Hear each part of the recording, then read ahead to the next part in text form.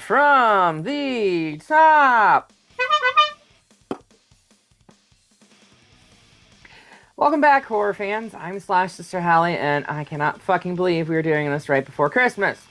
I mean, what better time to do it than Christmas? Terrifier 3 takes place at Christmas time. It came out at Halloween. So, it's a Christmas movie. It's Anyways, I am Slash Sister Jen, and obviously a longtime fan of the Terrifier franchise. So I've been waiting a whole year and a little more because, as Hallie eloquently pointed out, it came out at Halloween, but it is a Christmas movie, so I've been waiting a whole year for us to cover this. Technically does not... A Christmas movie means the story and plot revolves around Christmas. This could happen at any fucking time of the year. It does not have to revolve around Christmas. Yeah, but there's the whole Santa's here in the opening scene and, you know, Santa going to the shopping mall. We needed it to be around Christmas because it gave us Christmas things to make horrifying. Well, you may have been waiting for it. I have been dreading it, but you know what? Fuck it. It's the holiday season, so I guess this is Jen's twisted Christmas present to y'all. Yeah, the best Christmas present ever. Directed once again by our guy, Damien Leone, and starring once again the always twisted, always disturbing David Howard Thornton as Art the Clown. My guy right here on this crazy Christmas sweater. You guys like this? We got it at Spirit Christmas because, you know, there's also a Spirit Christmas now. It makes noise. I'm going to make it make noise for you guys too because we have to, right? I'm going to get close to the mic.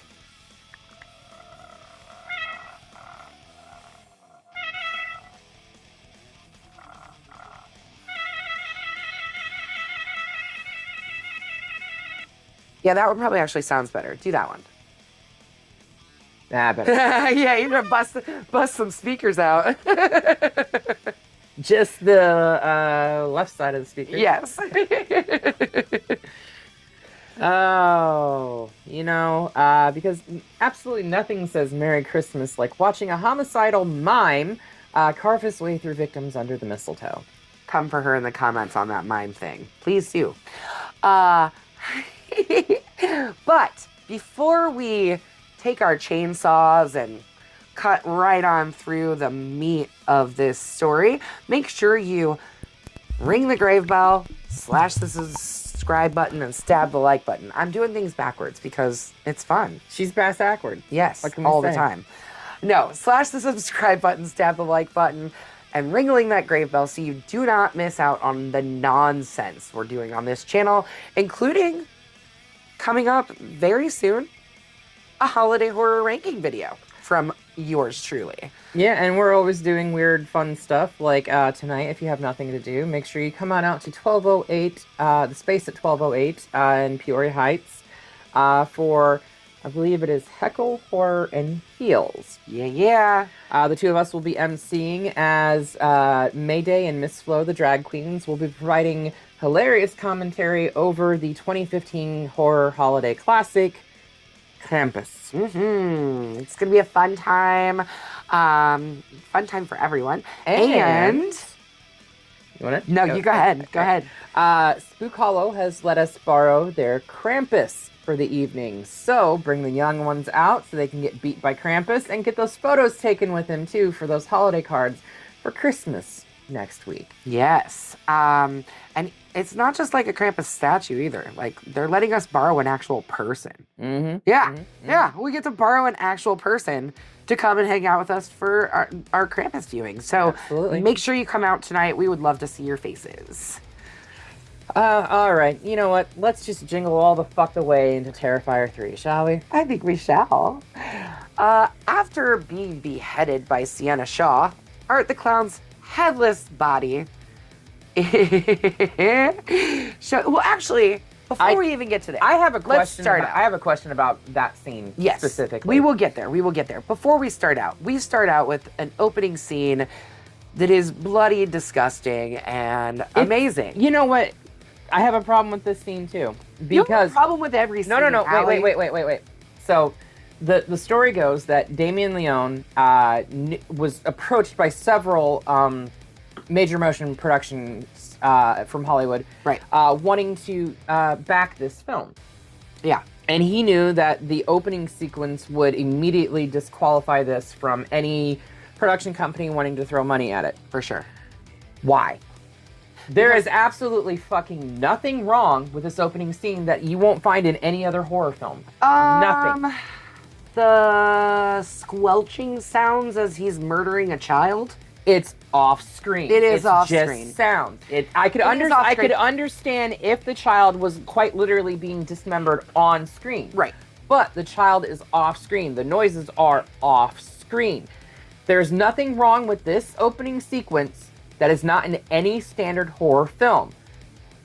So why did 9 members of the test audience get up and walk out during the opening fucking sequence? Are you not showing these films to horror fans? Because they're not. Well, that's their own fucking fault. Because I mean, like I said, that's there's part of literally it. Nothing wrong with it. I will say, when this movie came out, I started hearing reports of people are walking out of the theater. Mm-hmm. People are passing out in the theater. And me, a horror hound. A horror. Yes. The horror. I'll write that out so you can get in on the joke. I'm sorry. I thought to myself, what in the hell could possibly be in this movie that is making people pass out, that is making people get up and walk out? I'll be honest, nothing. There was nothing in this film that has them that would warrant vomiting, walking out, fainting, any of the above. Nothing. This is a standard horror film. There's 2 scenes. There's 2 scenes that go a little too far, but it's Terrifier. You gotta understand that you are in for that when you are watching shit like this. Agreed. And both of those scenes, I sat there in my seat going, like just chuckling. Because to me... Chuckling or cackling? Cackling, chuckling, All right. laughing my fucking ass off, honestly. Because to me, this is funny. Like, this is schlocky. It's over the top. It's obviously not... It's not things that we would typically see in a normal slasher film. No, this film is very self-aware of what it is, and it's very self-deprecating on itself. It is. It is. The whole series is, honestly. And I think that's why I'm growing to love it more and more, because it knows how stupid it is. And I think that's why I love it. Anyways, so opening scene. We get a little girl who wakes up. She thinks she hears Santa. She goes and wakes up Mom. Mom's like, no, it's not. She says, we'll leave something for the elves. Well, it turns out to be Art in a Santa costume. He then proceeds to kill the entire family. We assume he kills the girl. I assume. They cut to black. He finds her, and then they cut to Terrifier 3. Mm-hmm. But before he finds her, he goes through the house and, like, first he sits down and eats some cookies because he gets hungry sometimes. Hello. He is a demon of some sort. And drinks some eggnog or milk. Who knows what he's drinking? I think it's milk. I think it's probably milk, but we're enjoying some eggnog because Hallie couldn't make it through this without something to take the edge off. Thank you, Southern Comfort. Mm-hmm.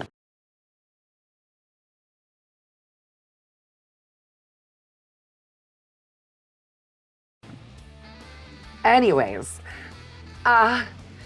so then we cut to Terrifier 3. Now, we're going to go back to 5 years prior, apparently. 5 years before, at literally the end of the last movie, pretty much. Well, so a police officer. Well, we get Chris Jericho first, don't we? You know, I just watched this like last night, and you would think I would fucking remember. So I think we get this scene first. No, we do get Chris Jericho first. You're right. Right. Because so it picks up in the asylum where Victoria is being held, and Chris Jericho, the orderly security, he's not security because he walkies for security. Yes, and then the nurse, who is actually the same actress who plays the Clown Cafe girl. Clown Cafe girl, the banjo girl. Yeah. Right. She's being Eaten Yes, she's being eaten. by Art's severed umbilical corded head. Yes, that came out of Victoria. At the She end birthed of him. 2. So, my question, now that we're to this scene in the film, Yes. what the fuck happened to his actual head there, where his body was? No fucking clue. And why did it have to come out of Victoria for him to come back? So here's the thing. Okay, so at the end of 2, the little pale girl picks up his head and walks off. Okay. Okay? Okay. Okay. What happened to her? The little pale girl is a demon. The yellow eyes Right. means she's a demon. She, I assume, takes that head to Victoria or somehow magically puts it inside of Victoria, because when Victoria is seen again, she now has the yellow eyes. Right, but the point I'm making is if... So the demon is now in Victoria. Okay, so is that the whole reasoning for it, was to plant the demon from the little pale girl into Victoria? Yes. Okay. As far as what I can tell, I think we're going to get more answers in 4. I fucking hope so, because it's fucking confusing. It's really confusing because It is. Art's headless fucking body stands up, chokes the life out, actually rips the head off of a fucking police officer that was responding to the disturbances or whatever. And then he like walks on full on reanimator style, puts the head onto his body and walks onto the subway with it. So, like, my biggest question with that whole scene is why didn't the pale girl just leave his fucking head there for him to come back and then just like possess Victoria and stuff? It really doesn't make any sense. So I like story, and the story is kind of all over the place. Wacky ass story. No, it's lack of, but whatever. Oh no, we're just adding to some kind of insanity. So the police officer responds to the original, like the Terrifier, right? The old amusement park, right? Fun house or whatever. It was. And now we get Art's head being birthed by Victoria, and then Victoria, after Art reattaches his head to his body back at the asylum, Victoria and Art then, is it Art that kills Chris Jericho's character? No, I think it's Victoria. She like rips his face completely off. Isn't it Victoria that does it? I'm pretty sure. I'm pretty sure it's before Art's body's made it back to the asylum. I think she's the one who rips Chris Jericho's jaw off. Mm-hmm. And the entire time he's screaming, even after his tongue has been ripped out. Yeah. But so then, with now Art with his reattached head and Victoria in a new clown getup that's very similar to Art's, wander off back to an abandoned house where she isn't in the clown outfit yet. She's still in the. She's still in her gown. Okay, yeah, she gets the clown outfit after they wake up. After they 5 fucking years later. Yeah. So that's another thing that's like Victoria gets into a bathtub and slits her wrists. That bathtub is, and in a nice little nod to Black Christmas, Art goes upstairs and Amityville Horror, because the windows for sure. Yep. Art goes up to the attic and they both hibernate for 5 years, which I don't understand at all. Me either. Like, why? I don't know. Wish I could give you an answer to that, Hallie. Hopefully I'll find out in the next one. She loves me, and she loves these films. One of those answers is true. Maybe. I hope. 5 years later, after they go into their hibernation cycle, like fucking cicadas, I don't know, whatever. I don't know if there's a 5-year cicada, but we'll call them the 5-year cicada. Yeah, whatever. Sienna is released from a mental health center to stay with her Aunt Jess and her Uncle Greg, and her cousin Gabby, who idolizes Sienna but has no knowledge of the events she has endured. Her Uncle Greg is played by Bryce Johnson, who is the host and narrator for Expedition Bigfoot on Discovery Channel. Oh, okay. I knew I recognized him. He looked familiar to me. I've never watched that show, but he looked familiar to me. As the result of him doing all this like Bigfoot stuff, because I watch those shows, of course. I can't see him in any other aspect other than that. I know he's an actor too, but I cannot see him outside of like actually hunting Bigfoot. Yeah. So it was really jarring to see him playing like this fatherly figure and everything like that. Anyway, Sienna is suffering from survivor's guilt and massive PTSD and experiences hallucinations of her deceased best friend, Brooke, whose death she feels that she is responsible for. And Brooke likes to remind her that not only is she responsible for her death, but her mom and everybody, her Allie, everybody else that died. It's all Sienna's fault. And will you pass me the fucking rice? Yeah. She struggles to reconnect with her younger brother, Jonathan, who has changed quite a bit in the years that have passed. Not that much. Well, they try to convince her that he has changed. Doesn't listen to death metal and doesn't wear black anymore. What? Guess it was just a phase. But he is now in college, and at this point in the story, we see two guys that are there with a demolition crew at the abandoned building where we saw Art and Victoria take their little sleep.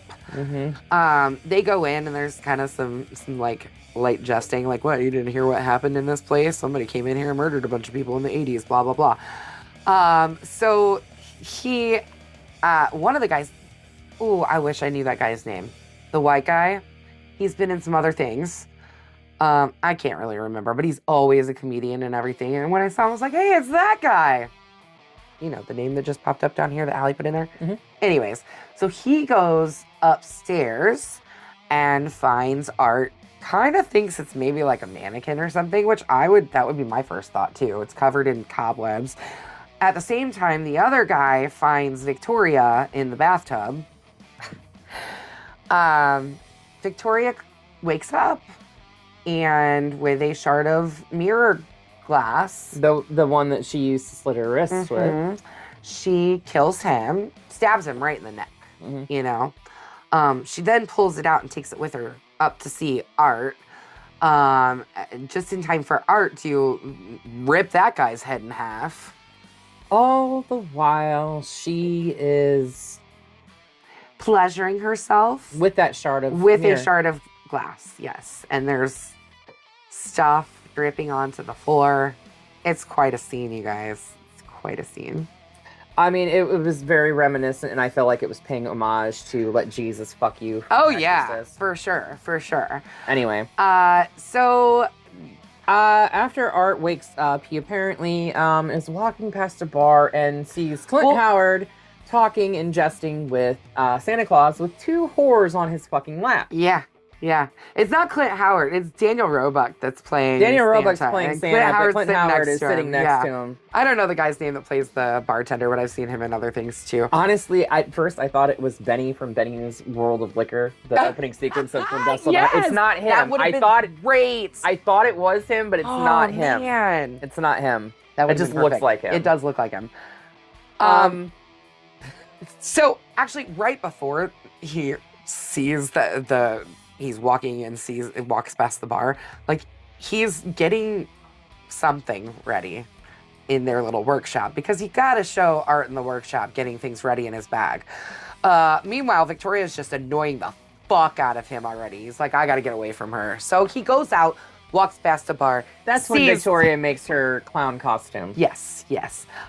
He sees Santa and gets very excited. In fact, those two whores that were sitting on his lap as they were walking out of the bar, he runs into them. He like knocks them over trying to get to Santa. He ends up getting a drink bought for him and spits it in Santa's face. Yes, he does. And then he pees on Santa's lap. And then he shoots the bartender, kills Clint Howard's character. Shoots him too. Doggone ice cream man. Ice cream man. Ice cream man. I've never seen Ice Cream Man. I've never seen They're Ice Cream Man. they're remaking it. They're remaking it. You need to see the original. Clint Howard as Ice Cream Man. Anyways, so he then proceeds to tie Santa down. And he uses, I assume, liquid nitrogen. It's kind of in like a fire extinguisher sort of thing. Yeah, I don't know how he compressed it to do it, but yeah, they kind of showed him working on it in his workshop. It's tantamount to liquid nitrogen. Yeah, and yeah, he freezes his feet and his legs and his hands and takes a hammer and smashes those open. Then he freezes his face and sticks a carrot in his face. Smashes the face. To where it's down to like the skeleton, right? There's no eye in this socket, but this eye over here is still fucking moving and he's still alive. Yeah. Damien Leone, fucking kill them. Just kill them. No, Stop letting them live through this shit. It's more fun to let them It's not live through practical. this shit. Who cares? It doesn't need to be practical. Well, if he's all about the practical effects, then okay, the practical effects story. are fun, but who cares if the story's practical? Some of the practical effects are fun. Some of them are a bit too cheesy for anybody's liking. Yeah. I like them. I'm anybody. I'm somebody. I'm not alone in this. Anywho, in the morning, Art poses as a mall Santa. Oh, he does. He rips off Daniel Roebuck's beard too. Right, because you you can't be Santa without a real beard. Yeah. But he rips it off and sticks it to his face. And in the morning, he poses as a mall Santa and uses explosive disguised as a present to kill. I believe they said 4 people was what the news reported. There was quite a few people that were injured. Right, though. but 4 dead. Mm-hmm. 4 dead. To kill those 4 people, many of them children. Sienna thinks she saw Art at the mall in disguise before the explosion, but does not tell her family, for fear that they will recommit her. Yes. And for good reason. And it's right after this that we get probably Hallie's favorite scene in the entire movie. It's a sweet little cameo from our gore daddy Tom Savini talking about the mall attack. I mean, really, it's literally just him talking about the mall attack. That's all. Right. That's all it is. But he's in it well, for a I minute. mean, that was kind of like what Felissa Rose's character. I mean, Yeah. she was just like in it for like maybe 5 minutes, if Yep. at best, and 2. But yeah. So, anyways, Sienna then goes to visit Jonathan at his school, and he meets Jonathan's roommate Cole and Cole's girlfriend Mia. Now, Mia, We were introduced to we were introduced to them earlier. Cole and them earlier, whilst listening to a work of art by Ice Nine Kills. Because that's the official song for this movie. Actually, there's a Terrifier. I was going to say Christmas there's a song Terrifier in the Christmas song in the too. credits too. It's a Terrifier Christmas. Yep. But won't yeah, sing anymore, otherwise we might get copyright claimed or something. not with that one. Maybe not that with, one. With Yeah. work of art. Yeah, work of art for sure. Yeah. Anyway. Anyways, so The art of dying. Stop, we're gonna get in trouble. No.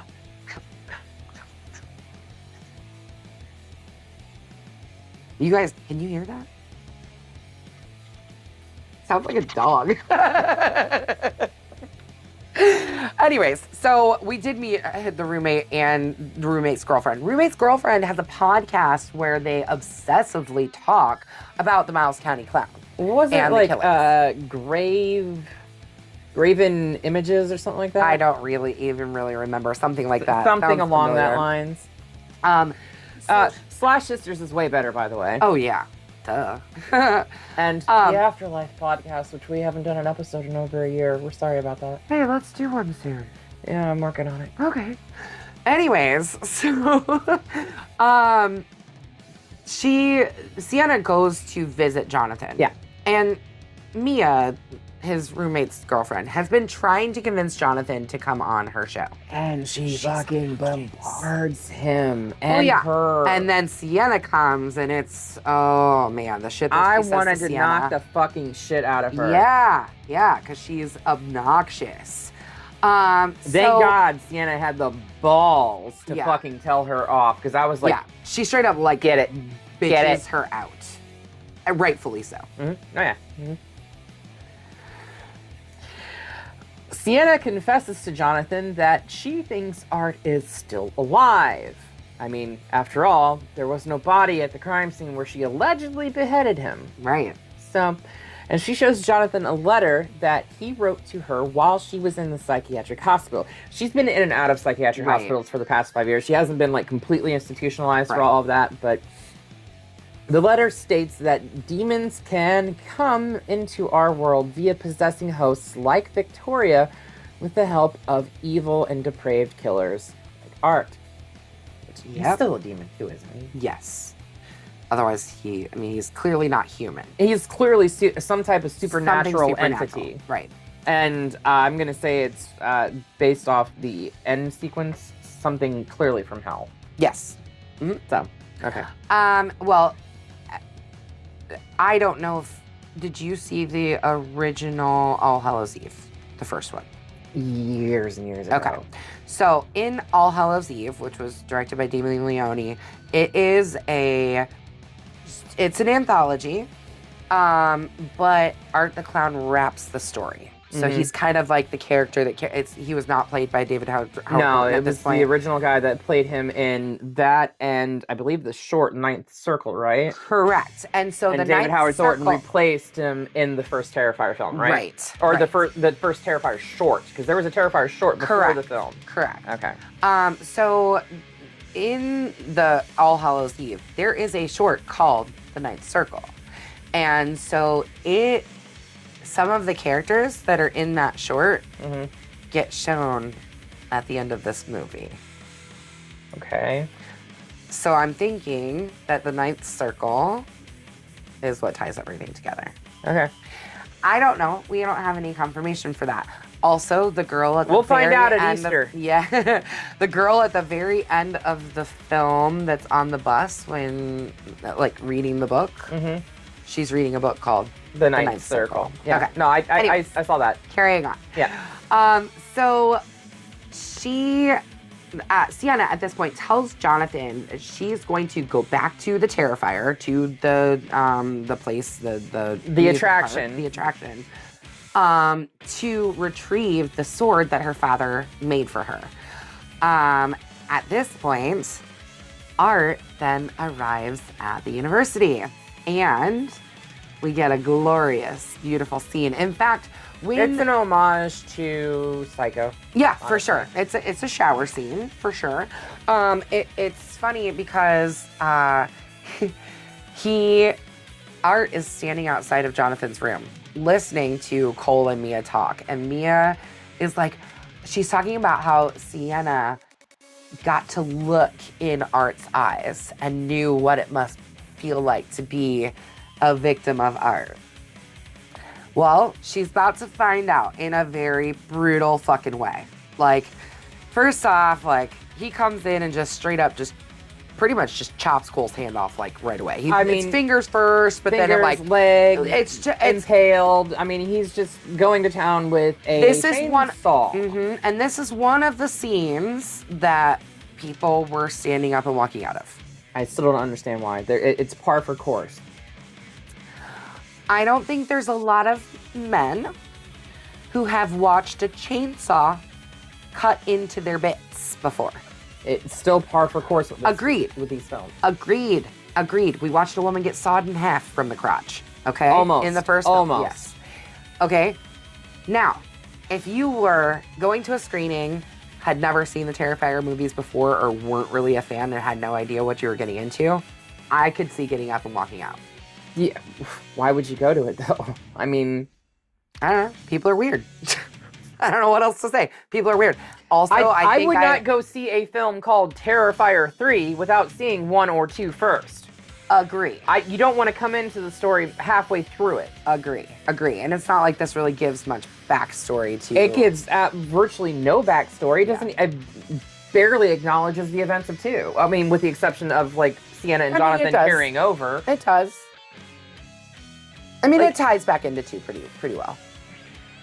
At least in the beginning. I mean, it does tie back. I mean, it goes back to. I mean, it doesn't like talk about it. Is no, like not previously on. Right. It's not like old fashioned slashers where it was like last time on Friday the 13th, Mm-hmm. which basically was what it was.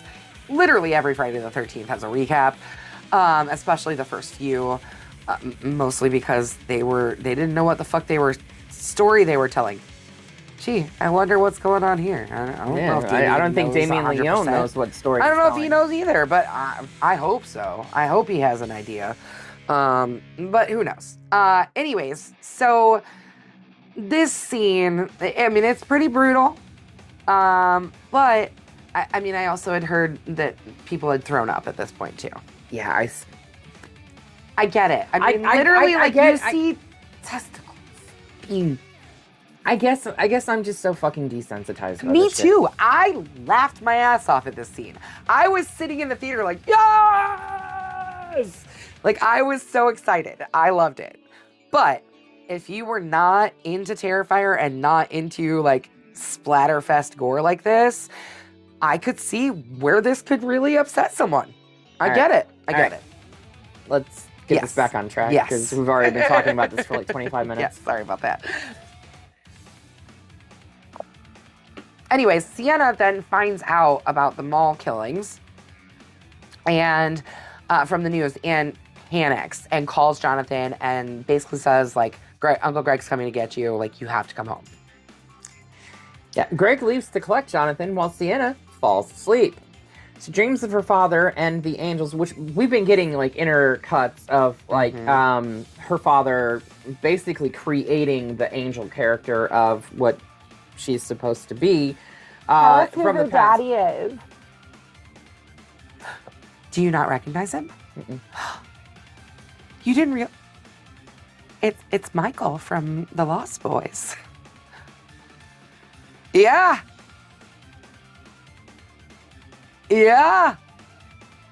Oh, I mean, he's that a was lot. Jason Patrick? Yeah, I did not recognize him he's at put all. some weight on. I was like, where the fuck? I saw his name in the credits, but I did not see him in the film. That's wow. bad. Yeah, he's put a little bit of weight on. He's clearly much older than he was in The Lost Well, Boys. obviously. He hasn't really been doing a lot of work, so nobody's really seen him recently. So yeah, honestly, it was after I finished the movie that I was like, now I know Jason Patrick was in the movie, that I had to go back and look at it, and I was like, oh. Yeah. Totally doesn't look like him. Yeah, no, looks nothing like him. At all. But yeah, he doesn't even look like his father. No. Which was Jason Miller from The Exorcist film. Right. Yeah. No, he definitely looks very different. Yeah. So he leaves. Their Uncle Greg leaves to go and get Jonathan. Yes. But yeah, so like she falls asleep. She has this dream of her father and the angels crafting the armor from her warrior costume that he drew for her. Right. Sienna awakens to hear Jess and Greg downstairs discussing what they should do about her worsening condition. Greg's worried about the influence she's going to have on Gabby. Gabby is obsessed with Sienna. But it wasn't their voices she was hearing. I know. She was hearing Victoria and Art, but... Well, Victoria, Art doesn't talk. Right. It was Victoria throwing her voice. Art does not talk. But Art was there. As well. Yeah. She also, she knows that this could be all in her head still. At this point, there's no confirmation. Yeah, she has no idea what's real and what's not anymore because she's been living in the state of mass confusion for the past 5 years. Yeah, and then she can't trust her own eyesight anymore. There's literally a scene where they're eating dinner and her dead friend is sitting at the table with them. Pass the fucking rice. Yeah, pass the fucking rice.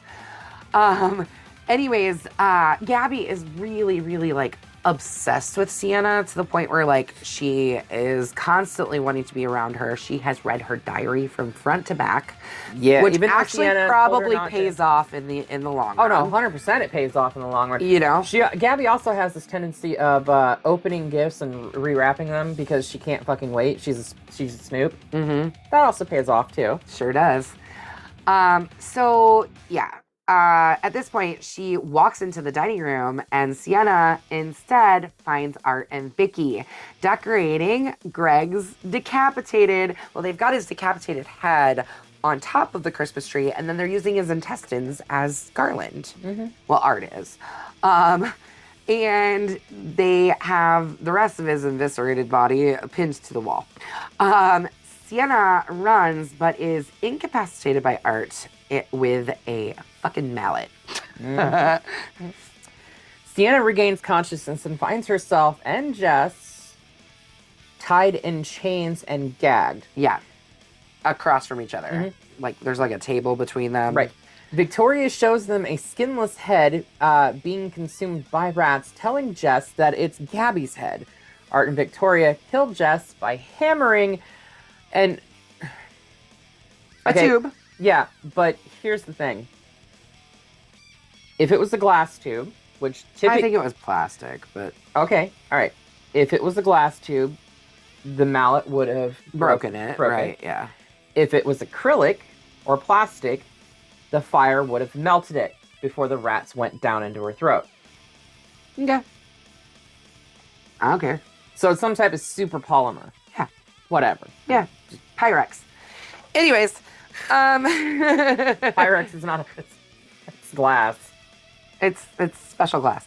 Anyways, so they hammer this tube down into her throat. This is another scene where people either passed out, walked out.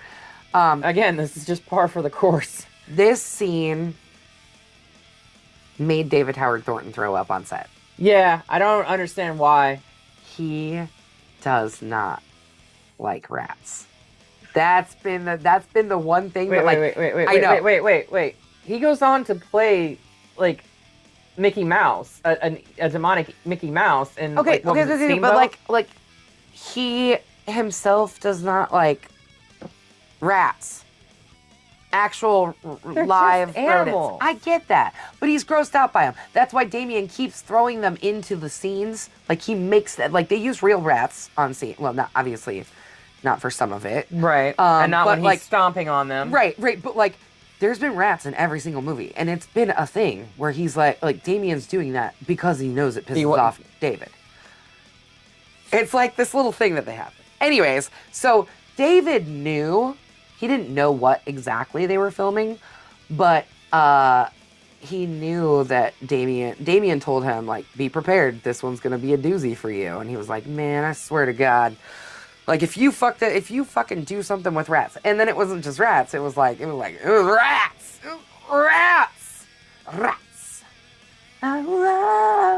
Sorry. So they then light the fire under the rats. The rats go into her. Yeah, they take a torch, heat the tube. Yeah. I've seen this scene play out a dozen times in done. films with like a metal bucket over the stomach. Yeah, right. yeah. Same sort of similar situation, just done a little different. But her ass was still alive with that metal tube being rammed down her throat. She was still alive when they slit her throat and the rats fell out of her. And somehow she was still alive after her throat was slit because she was still gurgling. Yeah, who cares? This scene, I will say, okay, so one of the YouTubers that I watch, Spooky Astronauts, she said she went to a screening for this, and it was a screening where it was just general people. It wasn't necessarily horror fans. There was a guy that was sitting close to her who... they found out afterwards he did not eat much before the movie. And he passed out. So, well, what happened is he got up to leave because he did not want to, like, that was enough. He was like, that's it, I'm done. He got up to leave, got lightheaded, passed out, fell and hit his head, and actually, like, cut open his head. So they had, like, ambulances there and everything. So, granted, he was walking out. He also passed out and fucked himself up. So, yes, people really genuinely did walk out. You People cannot really blame his passing out for that scene. No, he passed out because his blood sugar was way too low. Right, but she said there was also somebody else who passed out during the movie as well at the same showing. Jesus Christ. Insane to me. I don't know. whatever. But yeah, Pansies. this Y'all are a scene's bunch of pretty pansies. fucked up. It's pretty gross. Anyway, Sienna regains consciousness and finds herself in oh wait, no, we already We're said that. tied to chairs. Okay, sorry, that's my fault. At this point, Art brings in Gabby. She's not dead. It wasn't her head on the skinless head in Victoria lied. Yeah, who cares? Victoria tells Sienna that the head is actually Jonathan's, and now, by putting Jonathan's glasses onto the now this is something that will piss me off if it is true. According to Damien Leone, that is actually Jonathan's head. And he died off screen. I was going to say that a big, huge, major character died off screen. I can tell you this. When Screenbox became involved with the distribution of this film, they were adamant that Damien Leone needed to have a under 2-hour cut of the film. Okay. And he was literally ripping pages out of the script because he knew he was not going to be able to film him, to put him into the cut. And he tried. I don't give a flying fuck. You take out the deaths in the asylum, you take out other shit. You do not kill a major fucking character like this off screen. He still couldn't hit the 2-hour mark. His final submission for the film was 2 hours and 5 minutes. So he still missed the mark. Screenbox still fucking produced it, distributed. And he should have put the shit back in with Jonathan if Jonathan is actually truly dead. I don't believe he is. That's just me. Well, whose head would it have been then? Like anybody or whatever? Yeah. Could have been anybody's head. Okay. So at this point, Victoria puts a crown of thorns on Sienna's head, and then claiming her to be the savior. Mm-hmm. But then she tries to possess her, which Sienna resists. Victoria then tells Sienna that she can open one Christmas gift from Gabby, because Gabby starts screaming. She's like, what about her Christmas present? Just let her open one present. Gabby knew what was in that present. And it was, Sienna was the one that had wrapped it and put it underneath the tree. So I don't know what the hell she was doing with that, you know. Well, but whatever. Yeah, who knows? But unbeknownst to Victoria, it is Sienna's sword. So Sienna now has her sword in her possession. And Sienna breaks free, uses said sword to cut Art's throat and decapitate Victoria. Victoria's pool of blood burns through the floor. It's like some type of acid. It's like it just eats the floor. And creates a portal straight to fucking hell, into which Gabby falls. Yeah, she really does try to save her, though. She's, like, holding on to her sword. It's cutting into her hands, which that sword has healing properties, so, like, her hands heal, but still, like, there's no way to save Gabby. Mm-hmm. Despite Sienna's efforts, Gabby falls into the abyss with the sword. Mm-hmm. So at least she's got something to protect herself down there. Art flees through a window and boards a city bus. And Sienna looks down at her wounded hands as they heal, vowing to find a way to rescue Gabby. And that's where we end this abysmal film. Abysmal. I am very, very, very excited to see where this goes next. As Holly said, the rumors are that it's going to be around Easter. When it's coming, I do not know. I will be very excited to see it. For me, this is an obvious Bloody Machete up. I know it's ridiculous. I know it's absurd. I think that's why I love it so much. It's no different than, like, why the fuck do I keep putting on fucking Sleepaway Camp 3? I don't know. Why do I do this? Why in the last month did I watch in this specific order Terrifier 3, Terrifier 2, then Terrifier 1? Twice in the last month. I don't know. I don't know what the fuck's wrong with this brain or everything else, but my first guess would be a lot. A lot, yes. I love it. I love these films. I love Damien. I love David, not just as Art the Clown, but he is a wonderful, amazing human being. Yeah. Bloody Machete up. What say you, Hallie? I'm conflicted because this one did have a better story. Yeah. And he did not focus and pull focus on the practical effects as much as he did So in much 2. like he did Right, in 2. Yeah. right. In 2, it was very. It like, was over the top. Yeah, for sure. To where I became like not disgusted with it, but disgusted at the fact that Annoyed it's with breaking it. the illusion Yeah. of the film. For I me. get that. Like, I understand, we know that all of this is fucking fake, but when Right. you're caught up in the film, you're caught up in the story, you're invested into the characters and stuff like that, which I wish I could get invested into these fucking characters, but there's not enough story there. There's not enough meat on the bones. I'm invested. That being personally. said, this is going to shock you. It's a reluctant bloody machete up. Yes! Very reluctant. Yes! Out of the 3, this is by far the better one. It is, definitely. It cut the time problem that they had in 2. Mm-hmm. I think part of the time problem that they had in 2 is that he did this crowdfunding,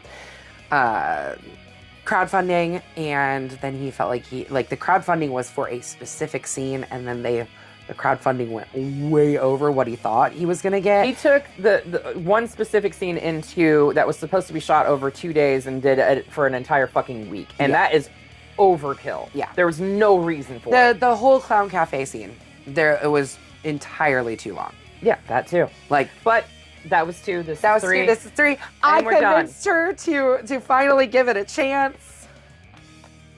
We're not gonna throw it because it's a metal one and could get dented or something. Yeah, we threw the Texas Chainsaw Massacre one. All right, That fine, was throw it. Jeez. Just saying. Get it on out of here. What are we gonna do next, Callie? I know we're staying in the holiday spirit, guys. We are staying in the holiday spirit and doing a remake. Yeah, because it is the year of remakes for us. We've been doing them all year long. Well, at least for the month of October. Yeah. We were. Well, we did a couple even earlier in the year, I think. But it's the better of the 2 remakes of this too. Yeah, because the second one of the remakes is awful. But this, okay, Black I'm Christmas. not gonna come back next week On Well- Christmas Day. where we will be discussing Black Xmas. Yeah, it It I mean, is it's called Black that. Xmas. It's Black Christmas. The 2006 remake. A lot of people are in this movie, actually. Yes, Mary Elizabeth Winstead is Yeah, back from. We get Michelle Trachtenberg in this And movie. mind you, this was done right after she had literally done rapping. right after. Yeah, Right, and we right, just done covered Final Destination 3. Yep. So yeah, come back next week where we will be carving into, opening the present that is Black Christmas 2006. Until then, make sure you slash that subscribe button, Stab the like button. ringling that grave bell so you don't get lost in the mix and can stay up to date on everything we are doing here. Until next time, We will see you all in the afterlife.